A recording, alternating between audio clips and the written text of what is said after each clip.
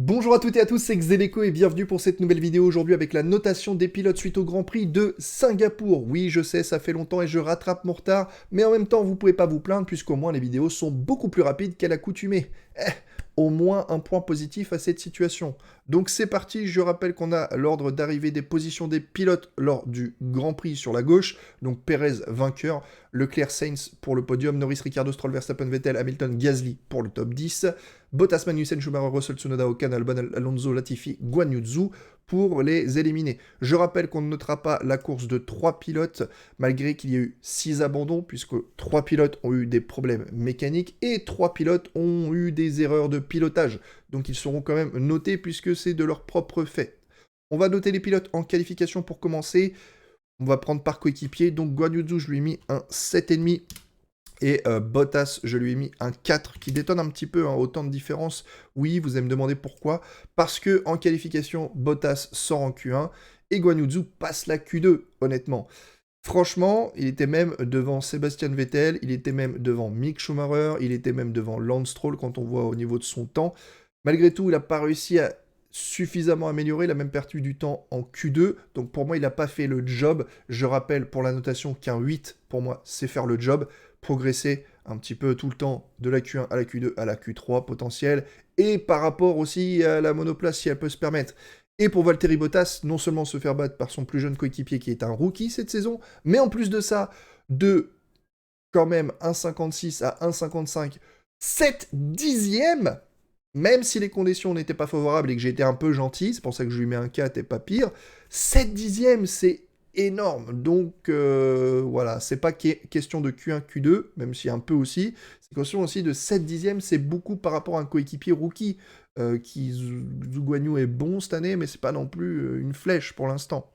Nicolas Latifi, on ne changera pas son petit 2 de participation avec Alexander Albon qui récolte un 6 en qualification, puisqu'ils sont les deux derniers et loin derrière. Donc j'ai l'impression que la Williams n'était pas non plus excessivement bonne, mais ça n'a pas été non plus super fou de leur part. Et 6 dixièmes, bon, on n'en reviendra pas dessus, clairement. Passons maintenant à Alonso, auquel j'ai mis un 10 sur 10 en qualification. Ouais, aujourd'hui, un 10 sur 10. Et Ocon, à qui j'ai mis un 6. Alors oui, vous allez me dire, non, mais Ocon... Et d'ailleurs, j'ai oublié ma petite casquette alpine, tiens. Ça le fait pas, une petite vidéo F1 sans ma casquette alpine, voyons. Hop, tac, on reprend les bonnes habitudes. Fanboy que je suis d'Alpine.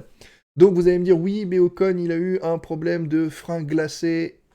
Et c'est vrai, hein. Donc en soi, je pourrais ne pas le noter parce qu'il a eu un ennui mécanique, mais je le note quand même parce que pour moi, qui suis son onboard du coup des deux pilotes alpines, au niveau de son onboard, on était avec son ingénieur souvent en mode oh, ok, c'est pas grave, pousse pas ce tour-là, on le fera au prochain.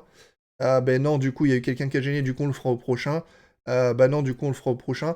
Et en fait, Ocon signait des bons temps, mais le fait d'avoir mal géré les moments de push et de, on va dire, les petits temps morts, les tours plus lents, eh ben finalement, ses freins sont un peu glacés, et du coup, le dernier tour, au moment où il devait vraiment pousser, eh ben là, c'est comme s'il n'avait pas de frein.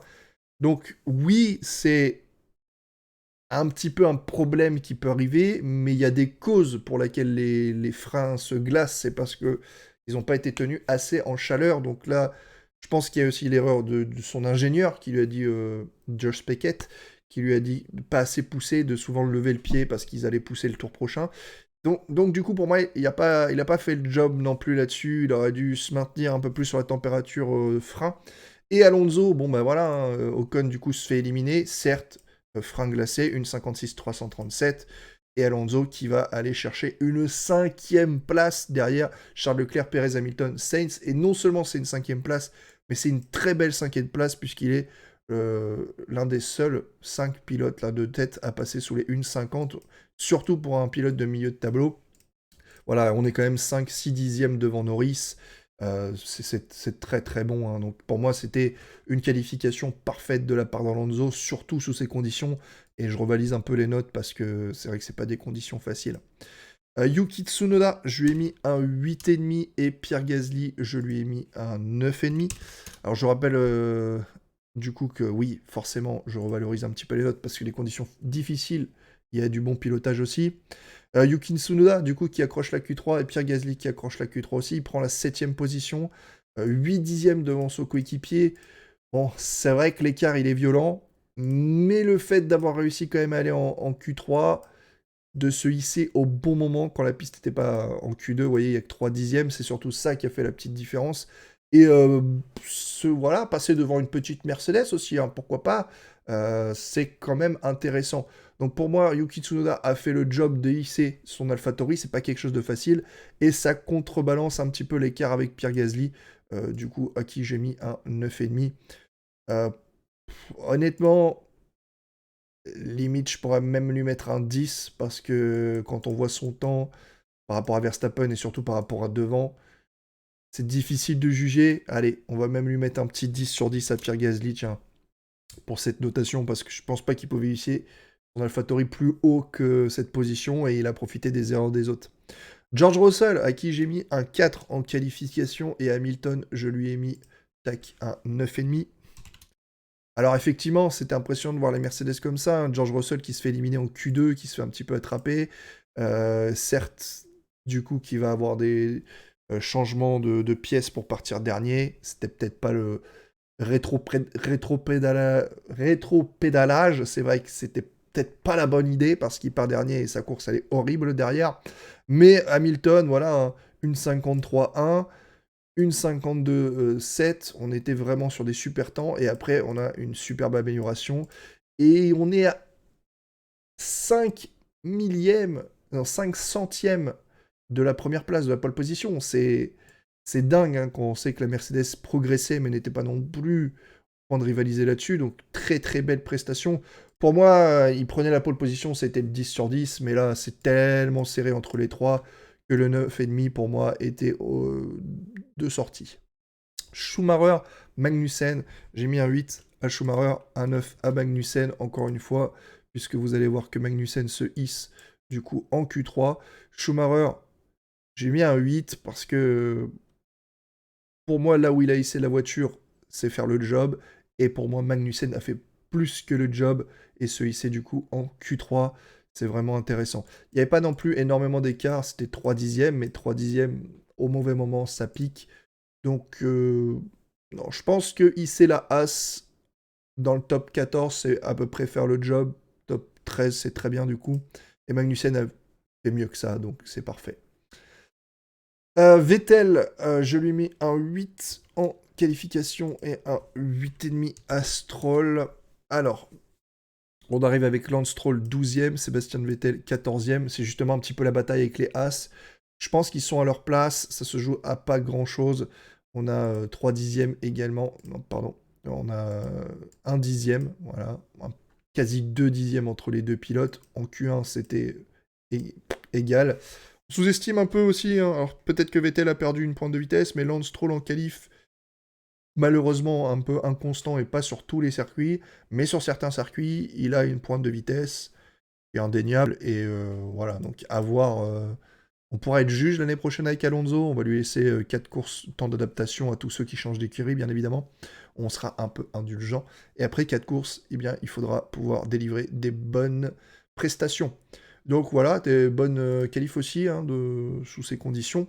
Verstappen, à qui j'ai mis un 4, hein, c'est un peu comme pour, malheureusement, George Russell, c'est un petit peu... Il s'est un peu loupé, hein, donc il finit à la 8ème position, c'est un peu un désaveu, tu vois.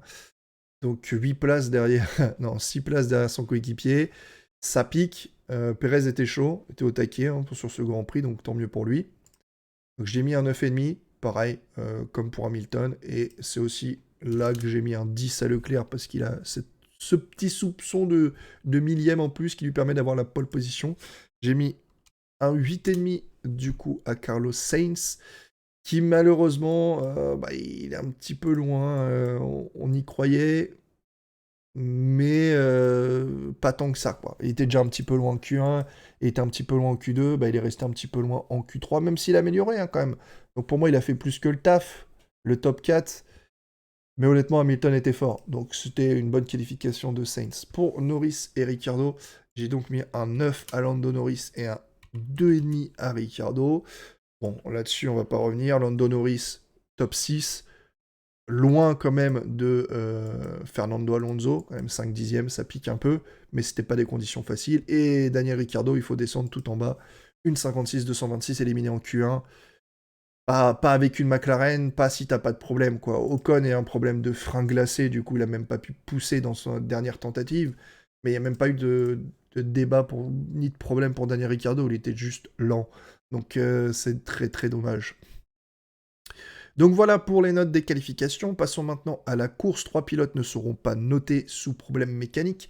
Guan Yu Zhou qui a été tamponné par Latifi, qui l'a complètement tassé dans un mur. C'est pour ça qu'on va mettre un 0 tapant à Latifi, puisqu'on ne peut pas faire abandonner les autres pilotes. Chez moi, c'est 0 direct. Albon, maintenant, pareil, qui lui a loupé un peu son freinage. Et il a été direct dans le mur, il a brisé son aileron avant, infligé des dégâts, et du coup, il pouvait pas repartir. Et ben c'est un 1 parce que c'est une erreur de pilote personnel. Ça pique un petit peu. Et Yuki Tsunoda, qui lui a également pris un 1, puisqu'il loupe son point de freinage et bouffe un mur directement comme ça, et il abandonne. Donc ça pique. Hamilton a fait la même, mais au moins il est reparti. Donc Hamilton aura un peu plus que 1. Ocon, abandon sur moteur. Alonso, abandon sur moteur. On va pas les noter là-dessus. Du coup, ça fait littéralement une très bonne moyenne. Et d'ailleurs, on voit que Alonso passe devant Ocon. Je vous avais dit dans la vidéo précédente qu'on en était pas loin. Et ben, c'est sur ce Grand Prix finalement. George Russell, pour la course, je lui ai mis un 4. Donc, il part dernier. Ça pique un petit peu. Je vais pas vous le cacher. Donc, race result. Voilà, ici. Et on parlera aussi de la pénalité un petit peu de Perez. Donc, Russell fait pas une super course. Il est quand même, faut saluer le courage d'être les premiers à passer sur les pneus slick.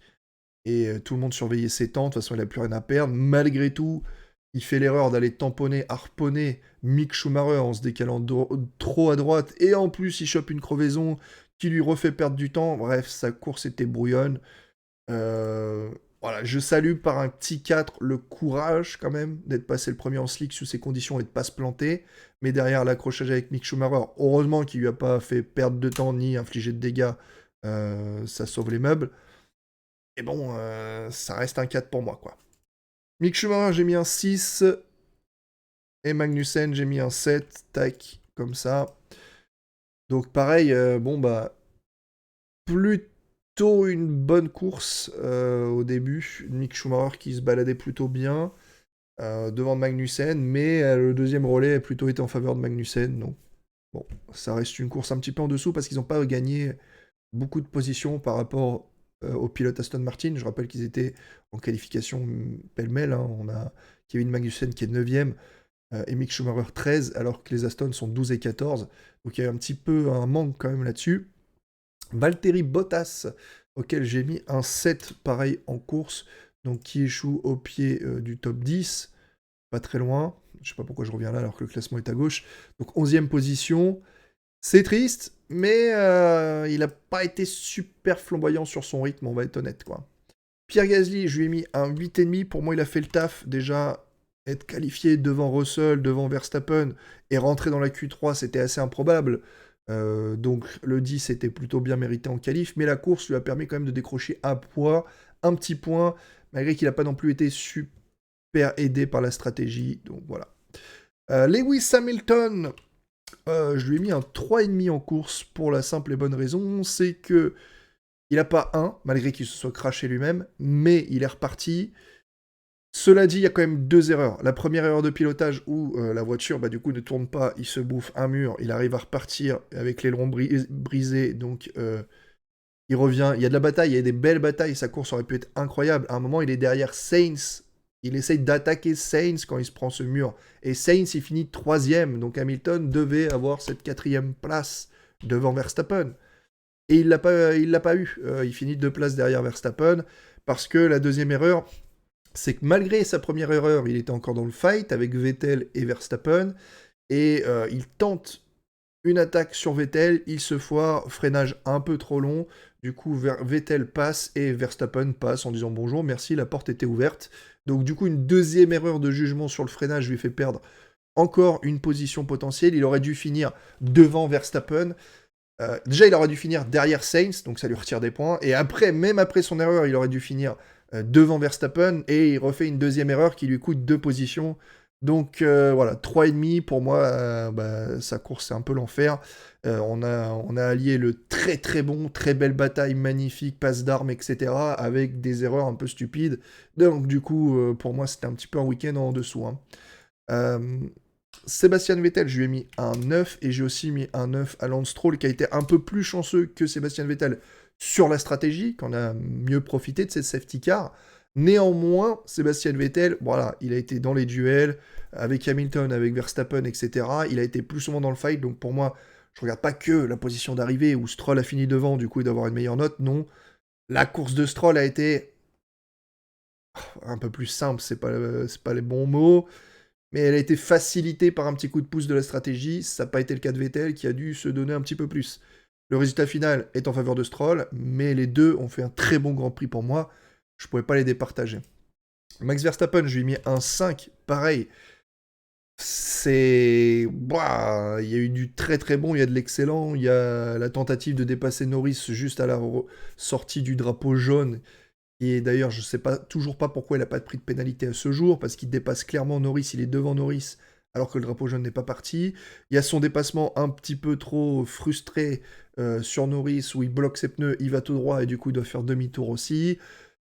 Malgré tout, il se crache pas, il fait pas de dégâts à la voiture, contrairement à George Russell qui s'est fait une crevaison et qui a fait un contact avec Mick Schumacher, contrairement à Hamilton qui a brisé un aileron, donc il n'y a pas eu de dégâts financiers. Mais sa course, c'est le chaud et le froid, quoi. C'est du très bon et du très mauvais en même temps. Donc j'ai mis un 5, ça me semble assez logique. Pour son coéquipier, et là, ouais, je sais que ça fait un petit peu débat, mais bon. Ricciardo en course, je lui ai mis un 8,5. 8,5 pour Daniel Ricciardo, et j'ai mis un 10 à Lando Norris, qui chope 4e et 5e position, qui passe devant Alpine, du coup, et, au championnat à ce moment-là. Donc Norris 10, hein, il a été au fight, il a retenu tous ceux qui étaient derrière. Je crois. Il était devant Alonso. Il était devant Alonso, je crois, si je dis pas de bêtises. Il tournait plutôt pas mal, il a retenu Verstappen à un moment donné. Il a été aidé par l'erreur de Verstappen, mais bon, bref, il a su capitaliser sur des conditions changeantes avec sa McLaren, une 4e place, c'est magnifique. Et Ricciardo qui partait du fond, 8,5, pourquoi parce que déjà, le rythme était pas trop là. Même à un moment, il était genre loin, très loin de Lando Norris en termes de rythme. Il était, je crois, 20 secondes ou 25, 28 secondes. Et la safety car lui a permis de rester un petit peu groupé et de temporiser cette position qu'il récupère du coup avec un peu de chance également. Donc pour moi, c'était un petit peu moins glorieux que Stroll et Vettel. Mais bon, c'était un très bon résultat. Ça reste une très bonne course, hein. Au-dessus de 8, pour moi, c'est mieux que faire le job. Donc voilà. Leclerc et Sainz, j'ai mis un 8,5 à Leclerc et j'ai mis un 7,5 à Sainz. Sainz qui était perdu. Pour moi, qui n'a pas fait le job, donc le 8 sur 10. Pourquoi? Au bout de 20 tours, il avait déjà 11 secondes de retard sur Leclerc. Ouais, ça fait une demi-seconde par tour plus lent. À la même voiture, tu peux pas te permettre, quoi. Donc pour moi, il fait pas le job. Néanmoins, il réussit quand même à rester sur la piste, à récupérer les points, profiter un petit peu de tout le bordel qu'il y avait.